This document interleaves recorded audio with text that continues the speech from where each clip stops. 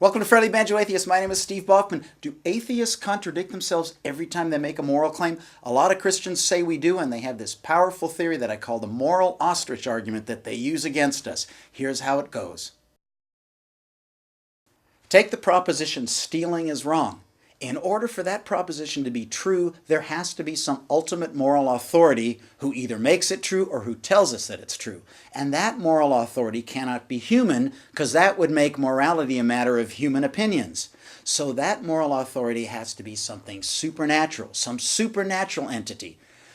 This gets really sticky for us atheists, because every time we say stealing is wrong, we are committing ourselves to the existence of that supernatural entity, whose very existence we deny by the fact that we're atheists. So this is a big problem for us, but it gets worse.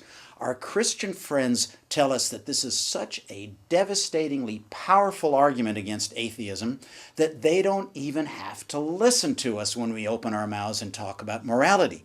They feel entitled to put their heads in the sand and ignore us because they feel that we are mired in contradiction and our arguments are fatally flawed from the moment we open our mouths. This is really a bad place for the atheist to be, but I'm here to tell you that the moral ostrich argument is wrong. Here's why I think that. When I as an atheist say stealing is wrong, I am appealing to an authority beyond myself.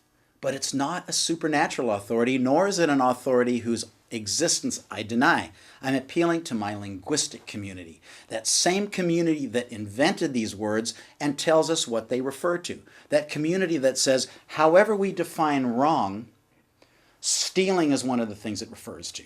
Or however we define baseball, what the San Francisco Giants do in that stadium right across the bridge there, that's baseball. So when atheists say, that is baseball or that is wrong, we are not contradicting ourselves at all.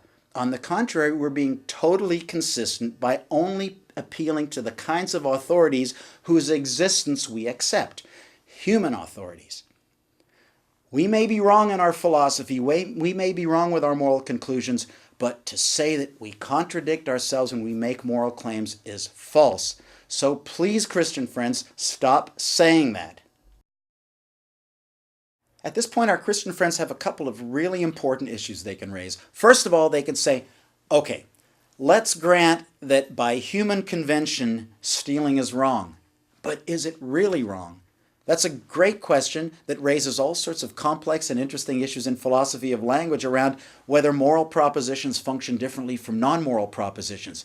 If you can ask whether morality really exists, shouldn't you also be able to ask whether baseball really exists beyond human convention? Great issues. Second thing the Christians can raise is the question of God. They will say, stealing is wrong not just as a matter of human convention, but because God says it does.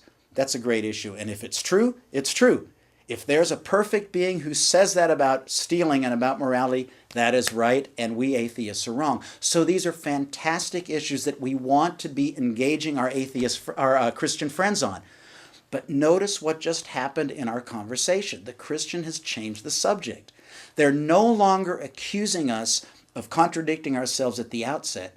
They have now pulled their heads out of the sand and are locking intellectual horns with us and doing battle on the battlefield of moral philosophy, which is a great thing for both sides. Let's get it on. But the first thing we have to do before we can reach that sort of a rich discussion is to have our Christian friends stop accusing us of contradicting ourselves at the outset. We're not. This song, it brings me great apprehension. Does it really exist, or only by convention? To ask the same of right and wrong would throw the ostrich away. And let's get it on. See, you don't need a supernatural authority to tell you that that song was bad, bad, bad. I rest my case. Bye. A Friendly Banjo Atheist production.